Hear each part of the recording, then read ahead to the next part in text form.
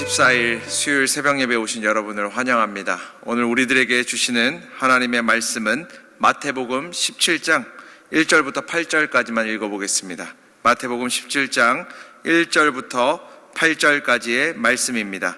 엿새 후에 예수께서 베드로와 야고보와 그 형제 요한을 데리시고 따로 높은 산에 올라가셨더니 그들 앞에서 변형되사 그 얼굴이 해같이 빛나며 옷이 빛과 같이 희어졌더라.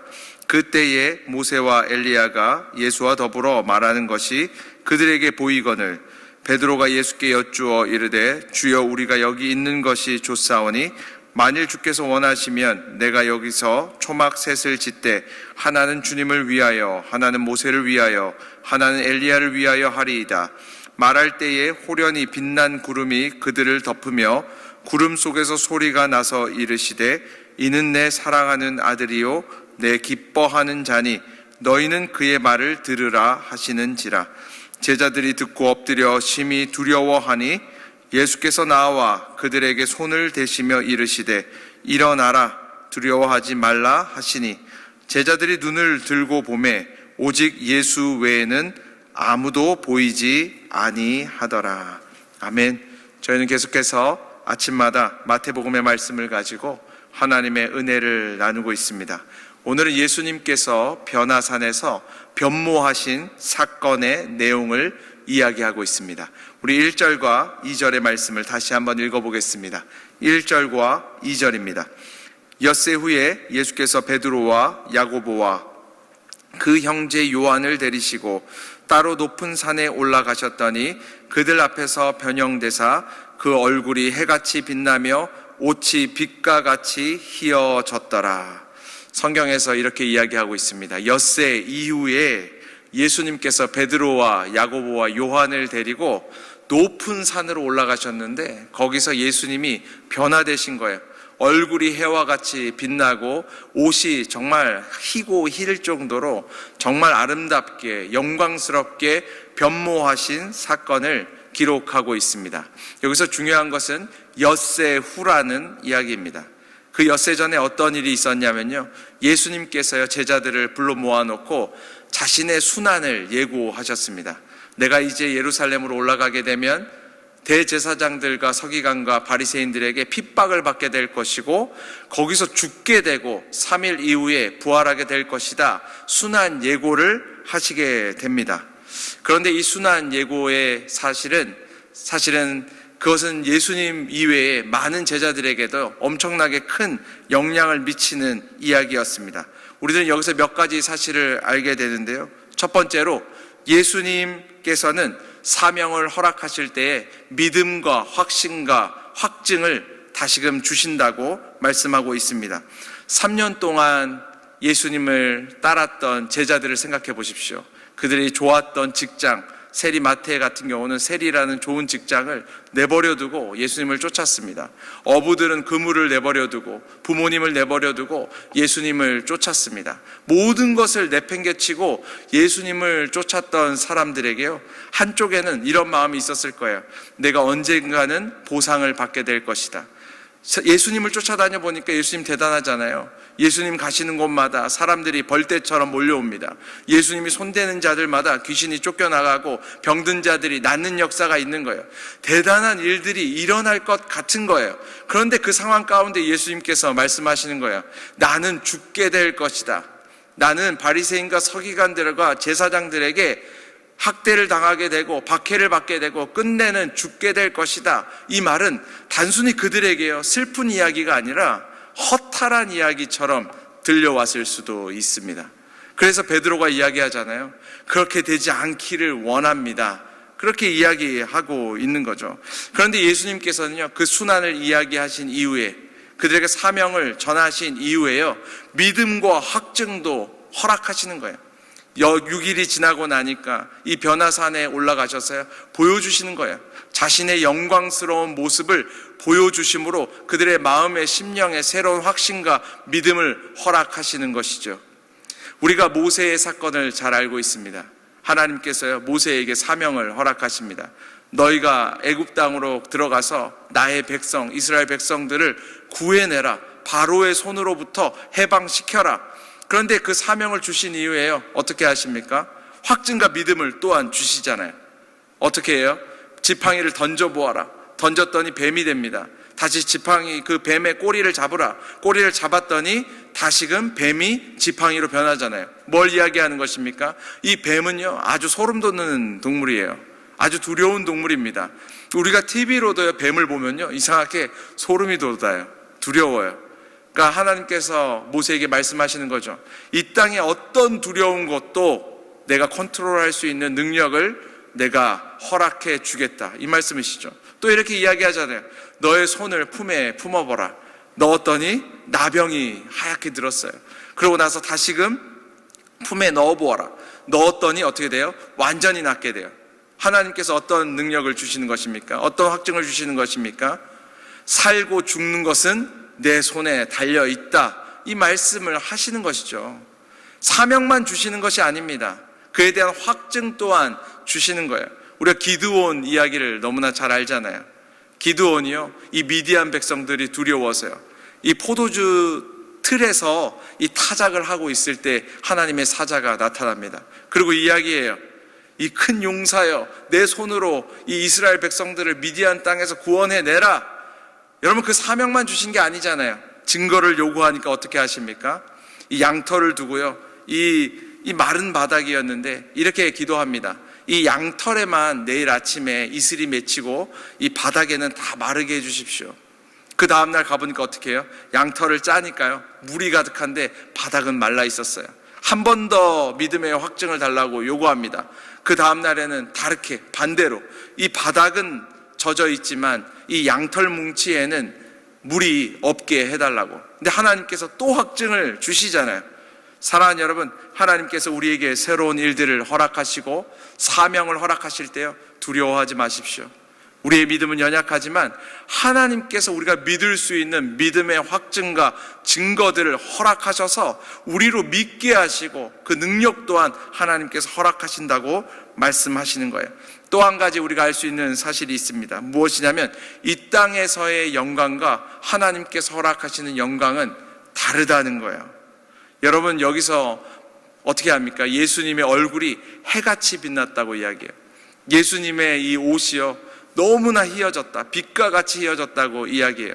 마가복음에서는 그걸 뭐라고 이야기하냐면 어떠한 이 땅의 표백제로 세탁하는 사람이 할 수 없는 것과 같은 희고 빛난 영광이 그의 옷에 머물렀다, 이렇게 이야기해요.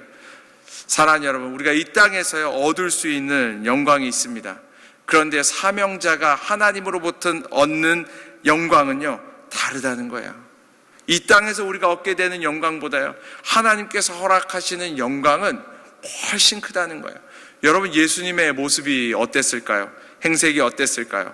아마 이 땅에 살아가실 때요, 예수님이 그런 말씀 하시잖아요. 여우도 굴이 있고 새도 거처가 있는데 나는 머리 둘 곳이 없었다. 예수님이요, 이 땅에서요, 집도 없으셨어요. 편하게 씻을 곳도 없었어요.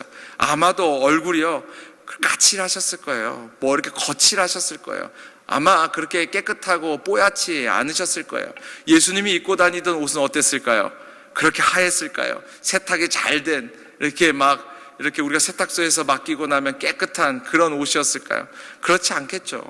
원래는 하였던 옷이지만 누래졌겠죠.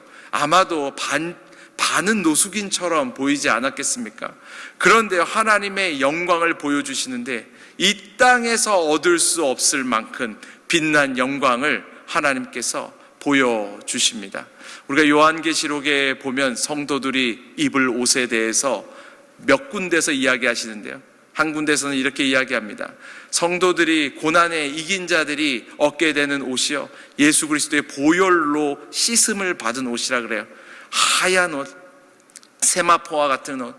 그리고 성도들이 입게 되는 옷은 그들의 거룩한 행실이라, 이렇게 성경은 이야기하고 있습니다. 우리가 이 땅에서도요, 아름답고 멋진 영광의 옷을 입게 되기를 원합니다. 그런데요, 저 천국에서는요, 더 아름답고 더 빛난 영광의 옷을 입게 되는 저와 여러분이 되시기를 주님의 이름으로 축복합니다. 3절과 4절의 말씀을 읽어보겠습니다. 3절과 4절입니다. 그때에 모세와 엘리야가 예수와 더불어 말하는 것이 그들에게 보이거늘 베드로가 예수께 여쭈어 이르되 주여 우리가 여기 있는 것이 좋사오니 만일 주께서 원하시면 내가 여기서 초막셋을 짓되 하나는 주님을 위하여 하나는 모세를 위하여 하나는 엘리야를 위하여 하리이다. 성경에 이렇게 이야기합니다. 이 제자들이요 보게 되는데, 환상을 보게 되는데 예수님과 모세와 엘리야가 대화하는 장면을 보게 되는 거예요.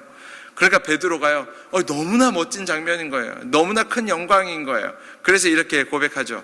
하나는 여기에다 초막셋을 짓고 싶습니다. 하나는 주님을 위해서, 하나는 엘리야를 위해서, 하나는 모세를 위해서 지어서 이 영광 가운데 우리가 머물기를 원합니다. 이렇게 이야기하는 거예요. 이 모습이 참 신비한 모습이죠.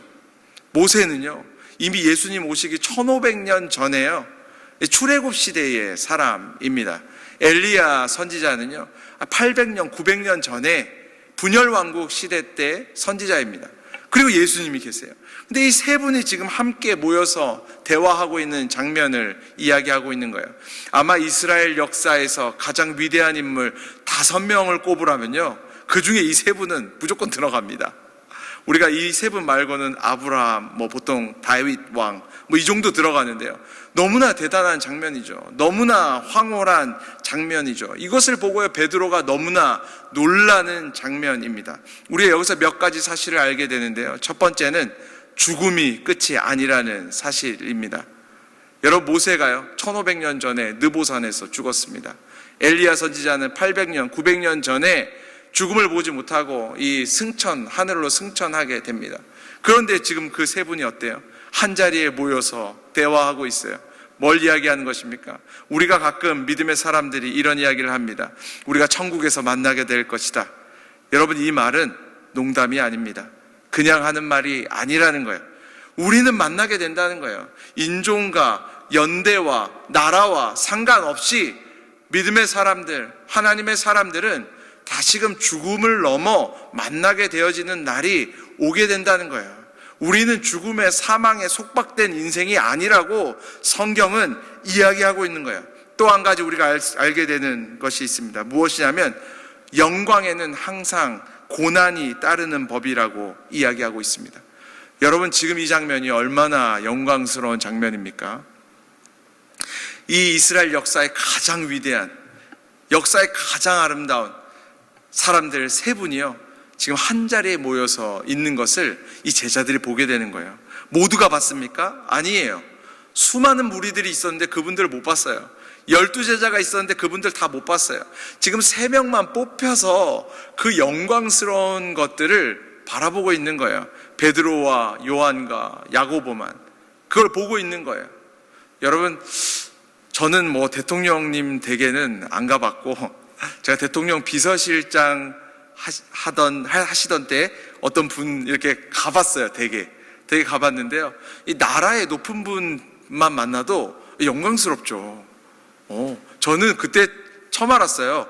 거실에도 이렇게 계단이 있을 수 있구나.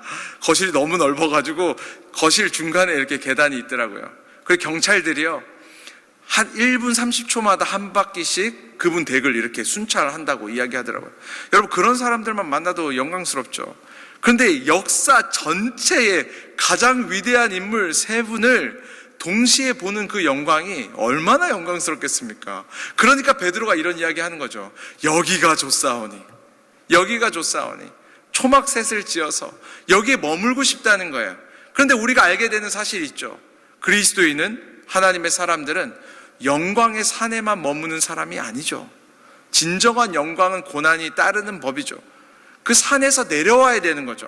내려와서 하나님의 역사와 일을 감당해야 되는 거죠. 영광을 하나님께서 왜 허락하십니까? 고난을 이겨낼 수 있도록 허락하시는 것이죠.